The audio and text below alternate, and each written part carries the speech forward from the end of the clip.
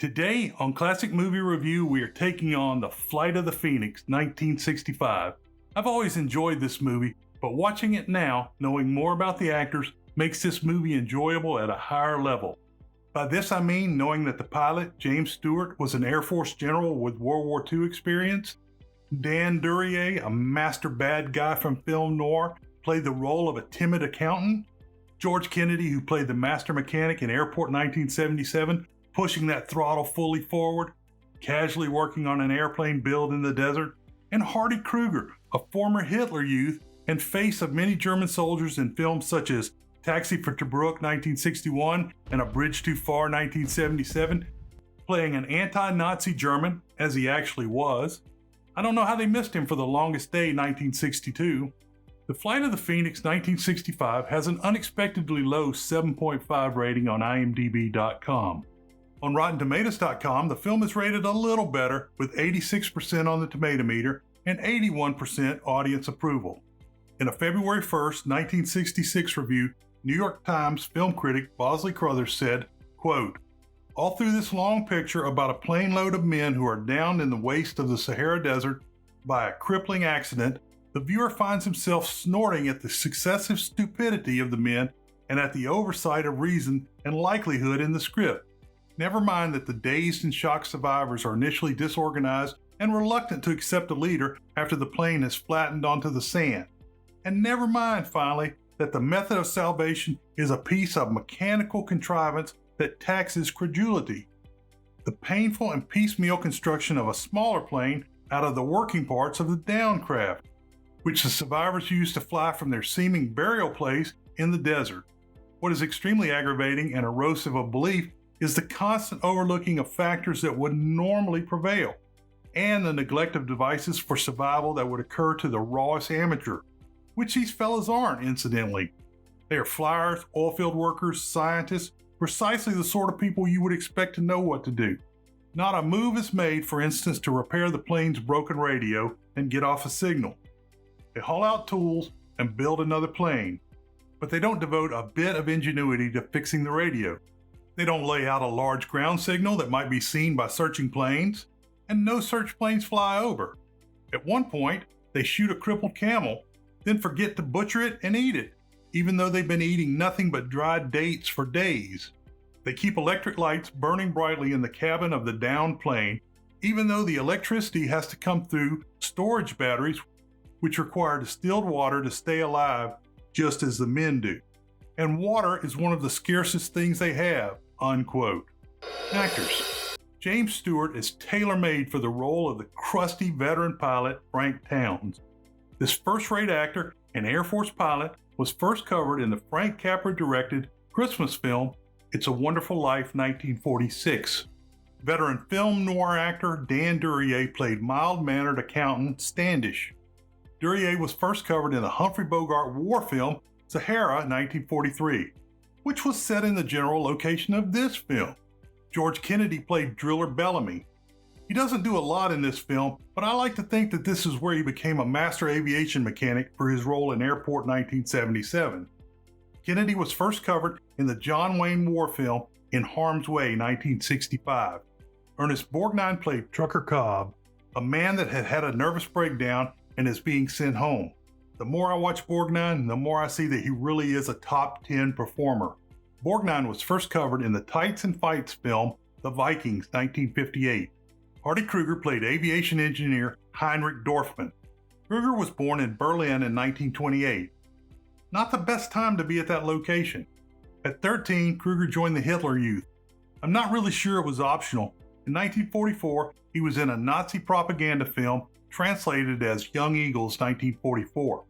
At 16, he was drafted into the German army. Following the war, Kruger made a handful of German films and English language films. In 1957, he began making British films. Kruger was cast in the John Wayne safari romp Hatari 1962 as his first American film. Of course, the following year, Kruger had a prominent role in Flight of the Phoenix 1965. Kruger made movies regularly and ran a lodge in Tanzania when he wasn't working.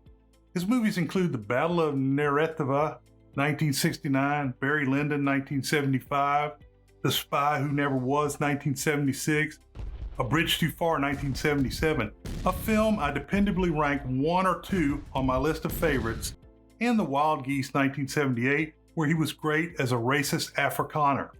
Kruger retired from the movies in the 1980s and died in 2022. Peter Finch played a driven British Army officer, Captain Harris. Finch was born in London in 1916. At the age of 10, Finch moved to Australia with his family. He worked odd jobs until he stumbled into theater work. Finch made several films in Australia. Laurence Olivier noticed the young actor and contracted with him to work in England on the stage. Finch eventually switched to movies and worked steadily from 1938 onward. Some of his movies include The Rats of Tobruk, 1944, Kidnapped, 1959, Elephant Walk, 1954, The Warriors, 1955, not the gang in New York, The Trial of Oscar Wilde, 1960, First Men in the Moon, 1964, The Flight of the Phoenix, 1965, Far from the Maddening Crowd, 1967, Sunday Bloody Sunday, 1971, and Network, 1976. Finch posthumously won the Oscar for Best Performance by an Actor in a Leading Role for Network, 1976. He gave us the line in that last role, "I'm mad as hell and I'm not going to take it anymore." Finch died in 1977 from a heart attack after appearing on The Tonight Show starring Johnny Carson. Richard Attenborough played the drinking navigator Lou Moran. Attenborough was born in England in 1923. His mother was active in theater and his father was a university president. Attenborough was educated at Wygeston's Grammar School for Boys in Leicester before being accepted to the Royal Academy of Dramatic Arts at the age of 17. His first film was an uncredited role in Which We Serve, 1942. During World War II, Attenborough served in the Royal Air Force. Some of his films include Brighton Rock, 1948, Dunkirk, 1958, Did You Know There Was Another One?, The Great Escape, 1963, Seance on a Wet Afternoon, 1964, The Flight of the Phoenix, 1965, The Sand Pebble, 1966, as the hopelessly in love Frenchie, Dr. Dolittle, 1967, 10 Little Indians, 1974, Rosebud, 1975, The Chess Player, 1977, a bit in A Bridge Too Far, 1977, which he also directed, and after that, The Human Factor, 1979, with director Otto Preminger. Attenborough stopped acting after his experience with Preminger. After a time, he recanted to play the role of dinosaur manufacturer Hammond in Jurassic Park, 1993, Kris Kringle in Miracle on 34th Street, 1994, Hamlet, 1996, The Lost World Jurassic Park, 1997, and Elizabeth, 1998. Attenborough directed 12 films: Oh What a Lovely War, 1969, Young Winston, 1972, the previously mentioned A Bridge Too Far, 1977, Magic, 1978, Gandhi, 1982, A Chorus Line, 1995, Cry Freedom, 1987, Chaplin, 1992, Shadowland, 1993, In Love and War, 1996, Grey Owl, 1999, and Closing the Ring, 2007. When Attenborough's career ended, he had 2 Oscars, Best Picture, Best Director for Gandhi, 1982, 4 BAFTAs, and 3 Golden Globes. Attenborough died in 2014. A twin-engine C-82 packet cargo plane lifts off from Jahabab, which is located near the Egyptian border and is destined for the seaport of Benghazi in Libya. The plane is marked with Arabco stickers, a fictitious international oil company. Including the pilot and navigator, 14 men and 1 small monkey are on board. As the flight proceeds, we are slowly introduced to most of the men. The plane's grizzled pilot is Frank Towns, James Stewart. He's been flying so long that planes didn't have wings when he began, and you had to steal feathers from a duck for flying. This is a pretty common trope in aviation movies, as the pilot in command is from the old days and can fly anything. They are not soft like these new pilots. I guess they have the right stuff, as we should learn about on the 301st podcast episode. Lou Moran, Richard Attenborough, the navigator, is in the back inspecting control cables. Lou speaks with one of the 3 red shirts, Gabrielle Tinte, who is desperate to get home and deal with a problem his wife is facing. In the cockpit, Towns notes that the radio is inoperative and the voltage regulators don't work either. This should have been noticed during the pre-flight check.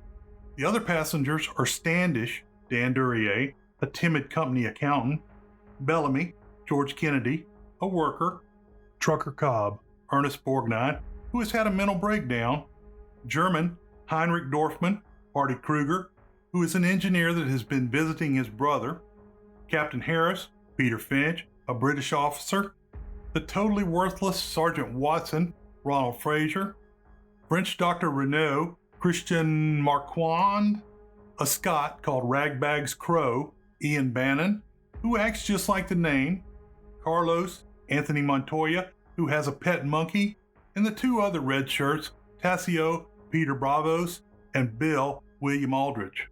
Lou is a great navigator, but he's become a little too fond of the grape. Frank leaves him flying the plane while he goes back to check the cables. The plane is loaded with oil well heads and barrels. When Frank returns to the cockpit, there is a bad sandstorm in the direction they are flying. Bad sandstorm kind of underplays the storm. This is like the storm The Mummy, 1999, made, or the one that lasted a year and buried the Ark of the Covenant. Frank decides not to try for the alternate airport and is unhappy when Lou takes a drink. Frank and Lou also see that the storm is behind them, so they can't make the alternate even if they wanted to. Frank wants to try and climb over the storm. As some passengers interact, the plane is swallowed by the sandstorm. The right engine conks out very quickly. Frank decides to land with the wheels down so they can take off later. Before they can land, the left engine goes out as well. The credits roll. Frank gets the plane down, but the gear stored in the back breaks loose and causes death and destruction. The passengers run away from the plane as they think it will blow up. The three red shirts are trapped in the back. Tassio and Bill are dead. Gabrielle's legs are crushed, and he will probably die soon. The survivors bury the two dead men a short distance from the crash. Captain Harris begins helping organize water and flares. Crow doesn't like Heinrich, and there seems to be some residual anger from World War II. Cobb has crosswords with Dr. Renault. Frank believes the cause of the crash was pilot error, and he enters that in the log. Captain Harris and Dr. Renault believe they can stretch the water out to 11 days if they don't work. Standish wants to use some of the water for bathing and is roundly mocked. They have an ample supply of dried dates, so they won't starve.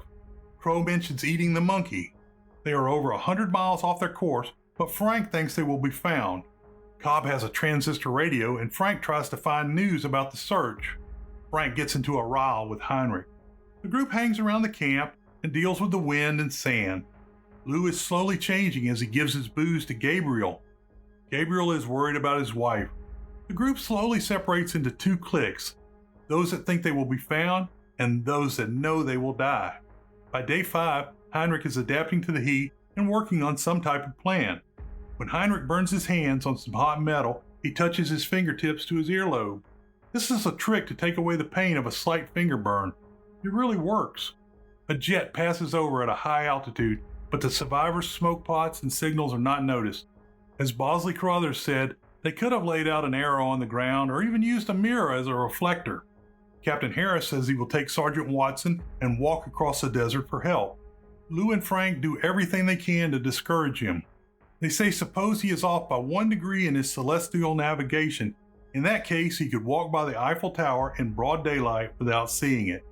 Now I walked 6/10 of a mile in the night at Great Sand Dunes National Park, and I will vouch that they have no chance of surviving the march. Captain Harris will not take no for an answer. Heinrich announces to Lou and Frank that they can rebuild the wrecked plane and fly it out.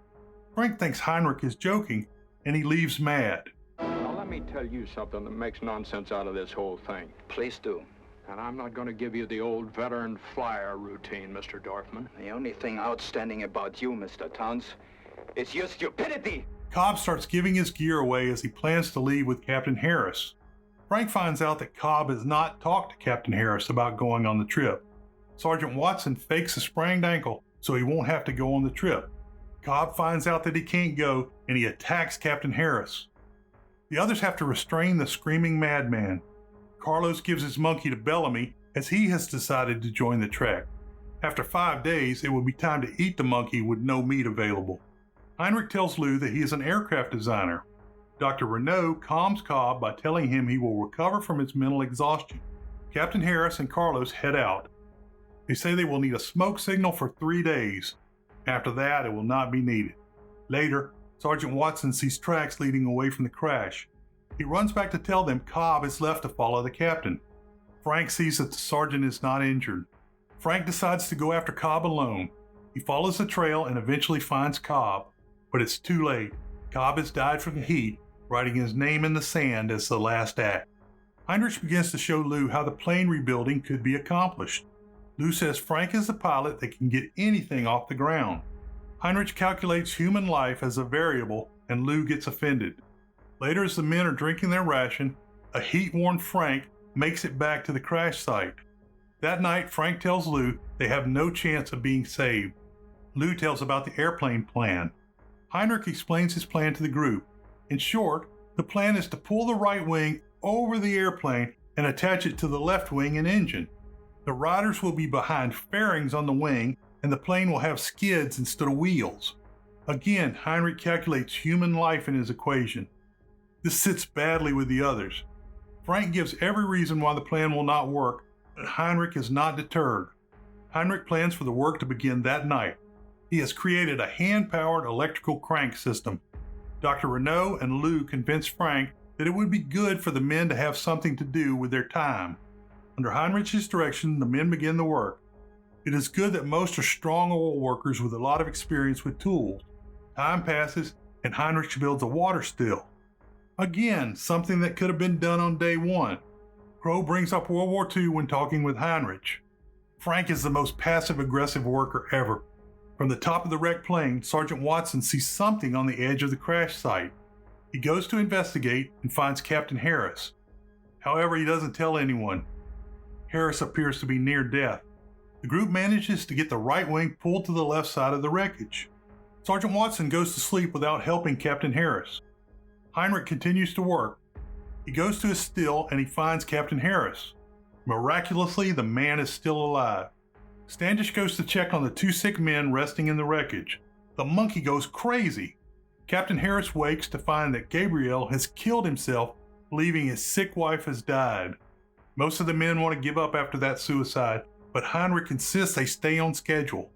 Frank says that someone is stealing water, and if he finds out who did it, he will kill him. Shut up! I don't even want to know who it is, but I'm telling you this. If it happens again and I see who's doing it, I'll kill him. Heinrich confesses that he took extra water because he worked more hours than the others. He says now they will all work the same hours. Lou rages on Frank about not believing in Heinrich. Frank fires back that if Lou had not been drinking the night before, he would have checked the weather and known about the storm. Lou goes back to the wreck and begins working so the other men will follow. Lou and Frank reconcile. Slowly, the new plane comes together. It is all done through engineering, brute strength, and willpower. When Captain Harris tries to return to work before he is ready, Heinrich shows a compassionate side. The others are impressed. Frank is worried that they are using too much water. Captain Harris is being kind to Sergeant Watson, and Watson thinks he knows about the faked injury. The group manages to get the 2 wings attached to the engine. They still haven't eaten the monkey. Standish paints the phoenix on the craft's body. Of course, it is named after the mythical bird that rose from the ashes. Captain Harris hears something and finds a group of Bedouins and their ships of the desert camping on the other side of the dune. Lou says that the Bedouins are killers and bandits. Heinrich wants to leave them alone. Captain Harris says he will take Sergeant Watson with him to contact the Arabs. His plan is to come in from another direction so the Bedouins can't find the crash site if they are hostile. Watson refuses to go to the Bedouins. What was that? I'm not going.